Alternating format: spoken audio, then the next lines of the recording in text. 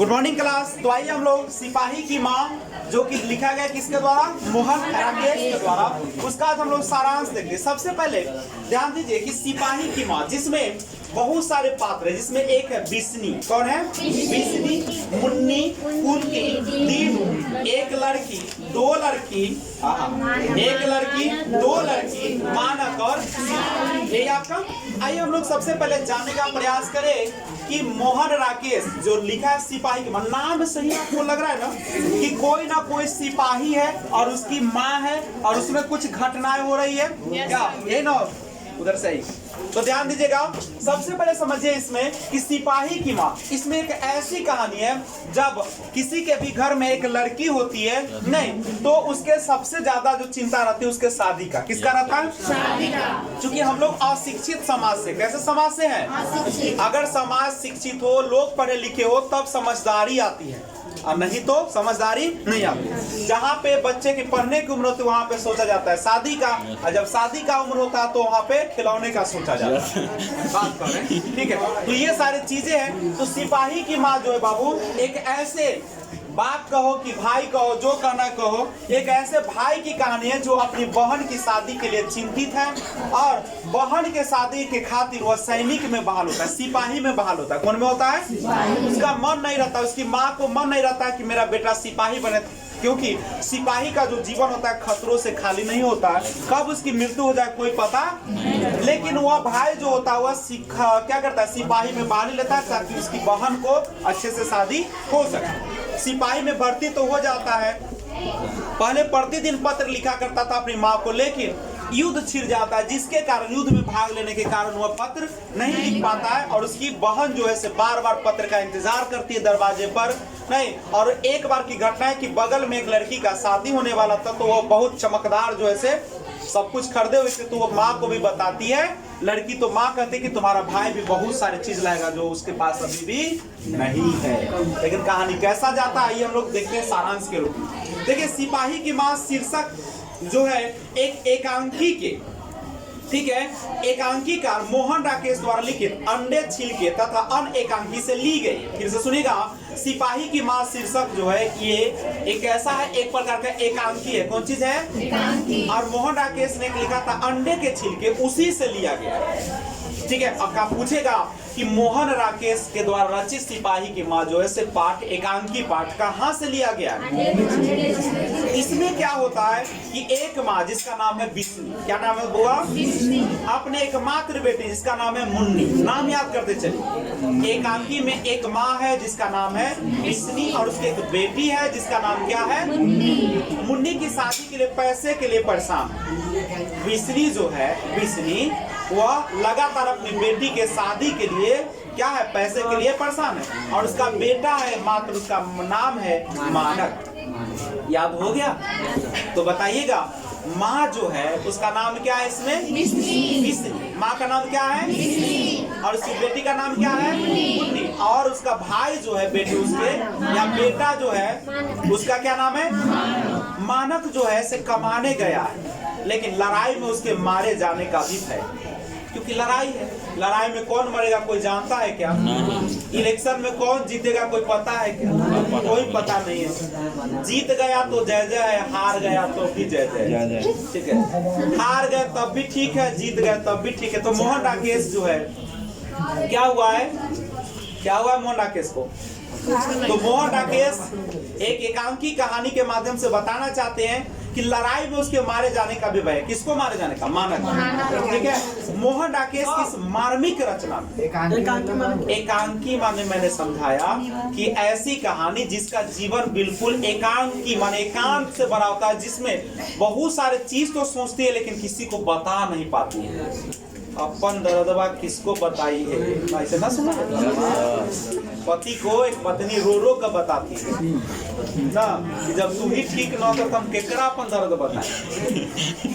चलिए, तो यही यहाँ पे है। मोहन राकेश की मार्मिक रचना में निम्न मध्य वर्ग की एक ऐसी माँ बेटी की कथा वस्तु प्रस्तुत है जिनके घर का एक लौता लड़का जो है वह सिपाही के रूप में द्वितीय विश्व युद्ध के मोर्चे पर बर्मा में लड़ने गया। द्वितीय विश्व युद्ध 1939 से लेके 1945 तक हुआ था और उसी में अपनी बहन के शादी के खातिर, बहन का नाम क्या है सबको याद हो गया होगा, मुन्नी के शादी के लिए जो भाई है उसका, भाई का नाम मानक जो है, माँ का नाम बिस्नी। तो भाई जो है से गया लड़ने के लिए और वो अपनी माँ का एक लौता बेटा विवाह के लिए तैयार, अपनी बहन का एक लौता भाई। उसी पर घर की पूरी आशा टिकी हुई है। वह लड़ाई के मोर्चे से कमा कर लौट आए तो बहन के साथ, बहन के हाथ पीले हो सके, अर्थात बहन की साफी हो सके।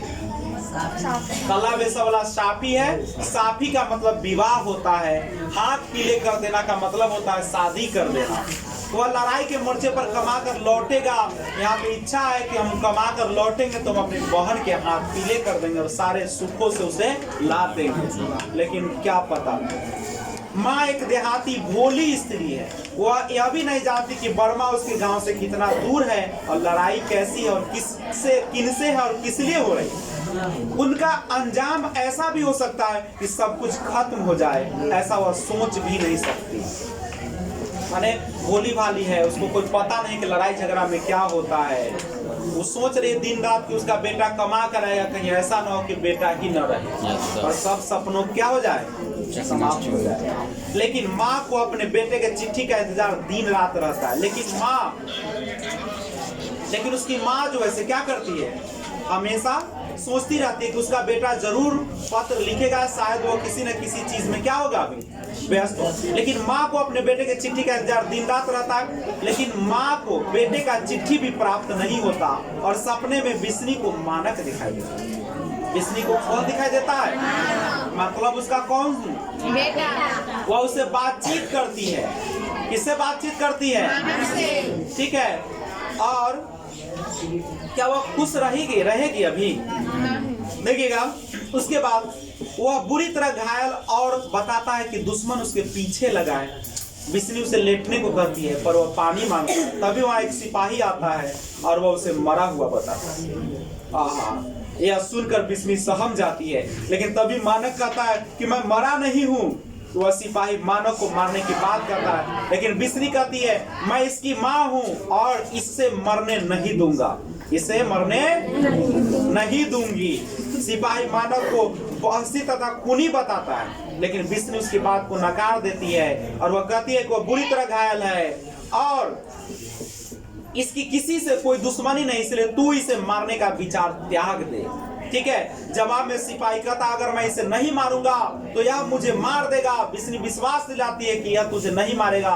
तभी मानक क्या हो जाता है, खड़ा होता है और उस सिपाही को मारने की बात करता है। बिस्नी उसे समझाती है, कौन समझाती है, बिस्नी, लेकिन वह नहीं मानता है और उसकी बोटी बोटी करने की बात करता है। कौन कहता है बोटी बोटी करने की बात, मानक कहता है। किसको कहता है, सिपाही को कहता है। क्या कहता है कि मैं इसका बोटी बोटी कर दूंगा, लेकिन माँ कहते कि नहीं ये अच्छा बात नहीं है। उसकी आवाज सुनकर मुन्नी आती है। माँ की स्थिति देखकर वो कहती है तुम रोज भैया के सपने देखती हो, जब कि मैंने तुमसे कहा था कि भैया जल्दी आएंगे। फिर वो अपने माँ को गले लग जाती है और बिस्नी उसका माथा चूम कर उसे सो जाने को कहती है और मन ही मन कुछ गुनगुनाने लगती है और चैप्टर क्या हो जाता है, समाप्त हो जाता है। यानी सपने में, माँ ने सपने में क्या देखा कि उसका बेटा जो है से क्या हो गया है, पूरी तरह खून से लथपथ है और उसका सिपाही पीछा करते हुए आ गया, उसका जान लेने पर उतारे हुए है। नहीं, माँ उसको कहती है कि मैं इसे मरने